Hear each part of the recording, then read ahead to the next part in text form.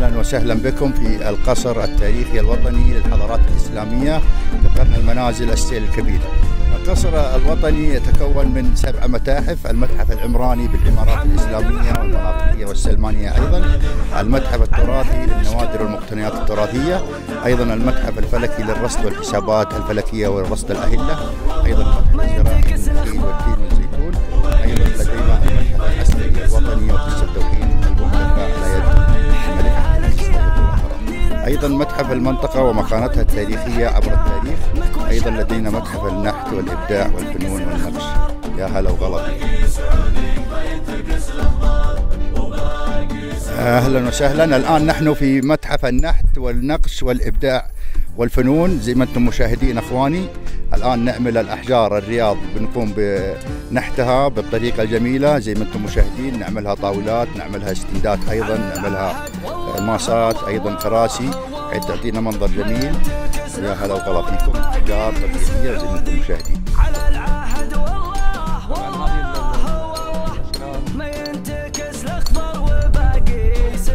يا هلا وغلا فيكم. الآن نحن في المتحف النباتي الزراعي على مساحة 8000 متر مربع. يوجد فيه 7 شتلات من النخيل والتين والزيتون، أيضا البرتقال، العنب، الرمان، جميع المزروعات موجودة على الطبيعة الآن. هذا بستان نباتي زي ما انتم مشاهدين فيه أخواني. نحن الآن في المتحف العسكري الوطني وقصة توحيد المملكة على يد الموحد الملك عبد العزيز.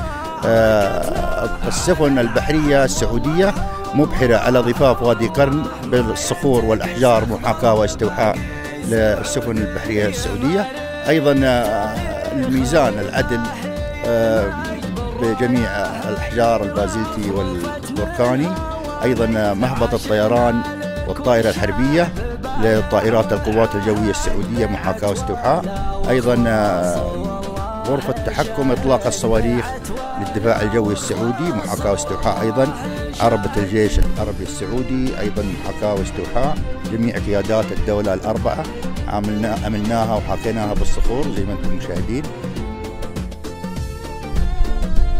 الآن نبغى ندخل داخل القصر من الداخل زي ما أنتم مشاهدين. البوابة الأمامية للقصر وضعنا في داخلها 7 نوافذ، استغرقتم 7 نوافذ من الداخل، 7 نوافذ من الخارج، أيضا 7 بوابات. أيضا لها صورة عكسية ظل زي ما أنتم مشاهدين للبوابة، بحيث أنها تعطينا ديزاين بوابة جميل بحيث أنها تكون أمام البوابة.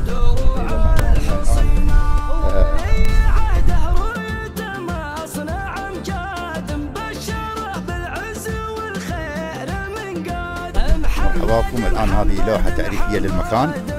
حياكم الله. هذه وسائل التواصل.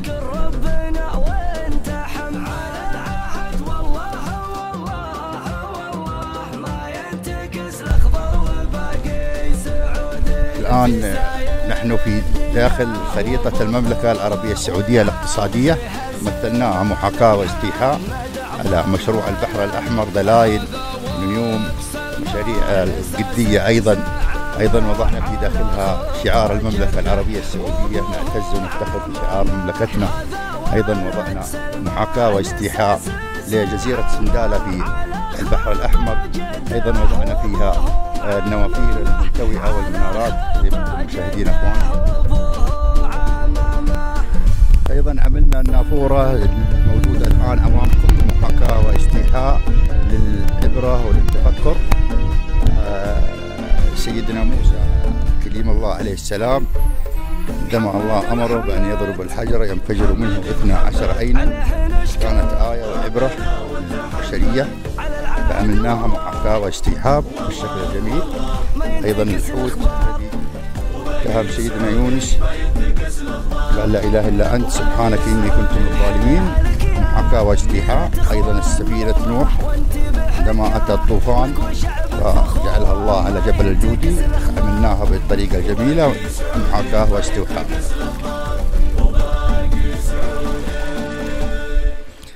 أيضا المنارة بالعمارة الإسلامية في عهد المنصور في سامراء في العراق في الدولة العباسية، عملناها محاكاة واستيحاء. تجسيدا وتأسيا لزبيدة مرأة هارون الرشيد عندما أسقط الحجيج من العراق حتى أوصلت الماء إلى مكة بحفر الآبار على مساحات 100 متر 100 كيلو 50 كيلو تضع الآبار، وأيضا عملت الماء ووصلته إلى الحجيج من جبال الهدى حتى أوصلت الماء إلى عرفة ومزدلفة ومنى. جعلناها محاكاة واستيحاء برادة داخلها خزان ماء، صنبور من الخارج ماء صدقة سبيل لنية زبيدة مرأة هارون الرشيد.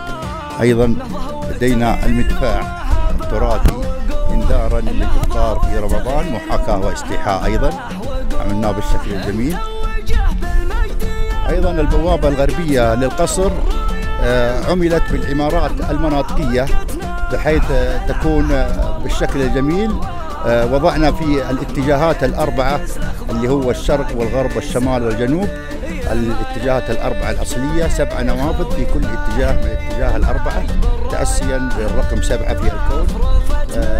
أيضا المظهر في الكرم وضيافة المملكة العربية السعودية. أيضا في داخل البوابة اللون الأسود يعني الليل واللون الأبيض يعني النهار. 30 يوم 15 من الداخل 15 من الخارج. أيضا في أيام الأسبوع 7 أيام من العلوم الفلكية دمجناها في موقع واحد.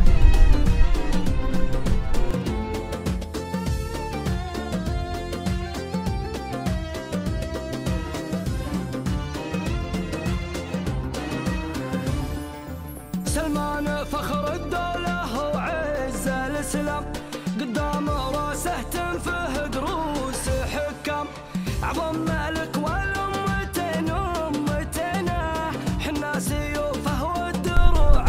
الآن في الخيمة التراثية بيت الشعر، ويحتوي على جميع التراثيات النجدية والحجازية والجنوبية، جميع تراث مملكتنا دمجناه في مكان واحد بحيث يستمتع الزائر والمشاهد زي ما انتم مشاهدين اخوان.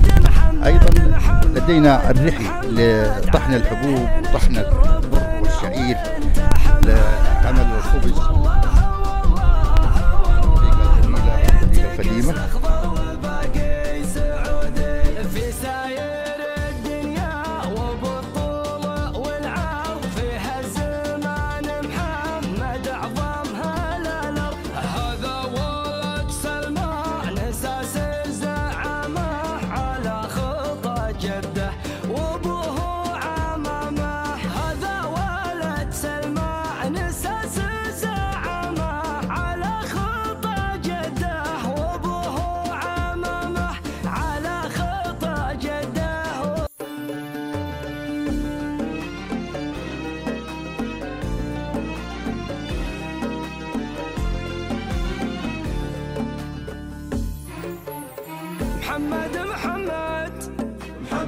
محمد عليه نشكر ربنا وتحمد، على العهد والله ما ينتكس الاخبار، وباقي سعودي ما ينتكس الاخبار، وباقي سعودي. حيها لك يا ديرة اخوان نوره، وانت بحكامك وشعبك فخوره، ما ينتكس الاخبار، وباقي سعودي ما ينتكس الاخبار، وباقي سعودي.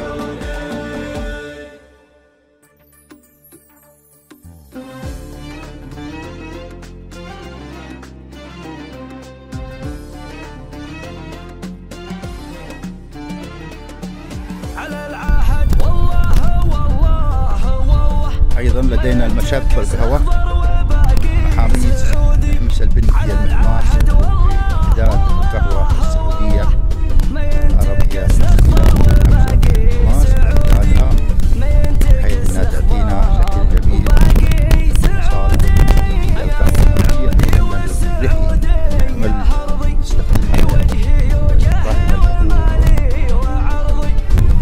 الحبوب والشعير بجميع أشكالها الحجازية والمحلية.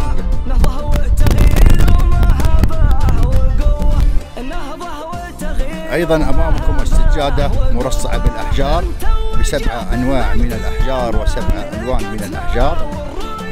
السجادة على مساحة 700 متر مربع أمام القصر التراثي بالأشكال الجميلة، حكينا فيها السدو قديما، محاكاة السدو جميعها مرصع بالاحجار، 7 انواع احجار: الحجر البازلتي البركاني، الحجر الكوارتز، الحجر الصخري، الحجر البلك، ايضا حجر البياض، وايضا الحجر الكبريت.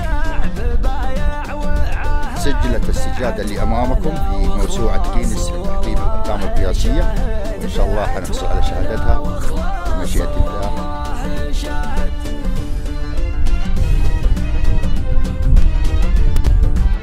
ايضا من المتحف العمراني، التراث العمراني اللي امامكم الان، العمارات الاسلامية والعمارات السلمانية. ايضا عملنا بوابة يوم التأسيس بشعار يوم التأسيس بالاحجار الكوارتز والبازلتي.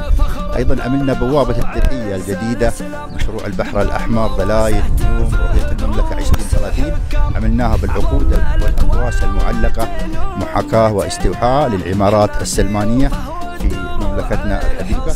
ايضا قمنا بتطعيم العمارات السلمانية على العمارات العثمانية تأسيا بعثمان بن عفان رضي الله عنه في الأقواس والنوافذ والعقود اللي أمامكم، محاكاة واستوحاء العمارات الإسلامية القدس، أيضا في مسجد الحرمين الشريفين.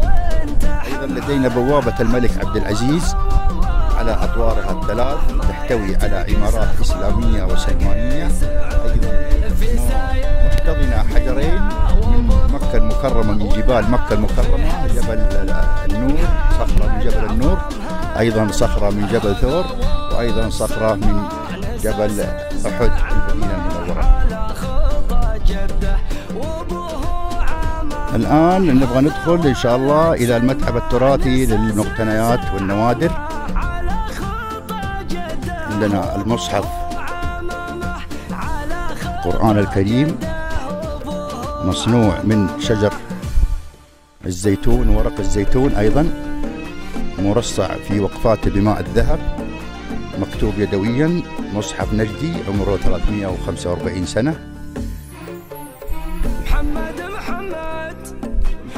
أيضا جميع التحف اللي أمامكم الآن موجودة، أدوات القهوة والمعاميل الخاصة بالقهوة العربية السعودية. أيضا الزفة قديما كانت تستخدم في سقاية الماء وجلب الماء. أيضا لدينا بعض من الصور القديمة، الصور لمملكتنا الحبيبة ولقياداتنا، صورة لقصر شبرا التاريخي، يبدو هناك الملك الموحد الملك عبد العزيز وابن الملك سعود أمام القصر. أيضا صورة لمطار الطائف قديما، كانت صالة الاستقبال خيمة. أيضا بعض الأحجار القديمة في العهد العباسي يعود تاريخها ل 950 سنة. أيضا الأحجار الكريمة. أيضا لدينا بعض الأسلحة التي شاركت في توحيد البلاد، وأيضا الرماح، جميع أنواع الأسلحة التي أمامكم. أيضا لدينا الأبواب القديمة من شجر العرعر ومن شجر العتم، يعود تاريخ بعض منها إلى 550 سنة. أيضا قنديل الكعبة ومخرجات الحرم المكي الشريف، قنديل للكعبة. أيضا كسوة الكعبة من الداخل ومن الخارج، بعض المخرجات من الحرم المكي. أيضا العملات القديمة في العصور الإسلامية وأيضا في العصور ما قبل الإسلام. أيضا النجور القديمة العباسية، وبعض من البندقيات الخيالة والمقاميع القديمة، وبعض من الروادي، الأدوات التي كانت تستخدم قديما. أيضا أمامنا المرصد الفلكي للحسابات الفلكية والرصد الأهلة وحسابات الوقت أيضا والزراعة. زي ما أنتم مشاهدين، معمول بالأحجار الإسلامية والأحجار المناطقية، بحيث أنه يكون بالعمارات الإسلامية والأحجار المناطقية. أيضا لدينا محاكاة واستوحاء لكواكب الكواكب المدارية، كوكب زحل الآن عملناه محاكاة واستيحاء أيضا بالشكل الجميل هذا. أيضا لدينا معاجم البلدان لياقوت الحموي عملناها بالصخور محاكاة واستحاء لمعاجم البلدان. أيضا لدينا من المتحف الفلكي عدد أيام السنة 365 يوم. المثلثات اللي أمامكم في علو القصر، الأبيض يعني النهار والأسود يعني الليل. أيضا القصر يتميز بالرقم 7 وفلسفة الرقم 7 في الكون، ال7 السماوات وال7 الأرضون. الرقم 7 مكانة كبيرة في الكون. أيضا عملنا في القصر 7 متاحف: متحف عمراني، متحف نباتي، متحف إبداع وفنون، متحف المنطقة وأهميتها التاريخية، متحف فلكي، أيضا متحف تراثي، متحف إمارات إسلامية وإمارات مناطقية. أيضا بوابات 7 في المكان تأسيا بالرقم 7 بوابات، الواجهات 7، المساحة الإجمالية للمكان 70,000. المتحف النباتي وضعنا فيه 7 شتلات، بحيث أن تأتينا الرقم 7 اللي الله ذكرها في القرآن: التين والزيتون والنخل والعنب والرمان. أيضا لدينا 7 أنواع من الأحجار و7 ألوان من الأحجار، اللي هي الحجر الكوارتز، الحجر البازلتي البركاني، الحجر البلك، أيضا الحجر الكبريتي، أيضا الحجر الصخري والحجر النباتي. 7 أشكال نعمل بقية القصر. نحييكم جميعا ونتشرف بزيارتنا والتعرف على حضارات مملكتنا. أهلا وسهلا بكم.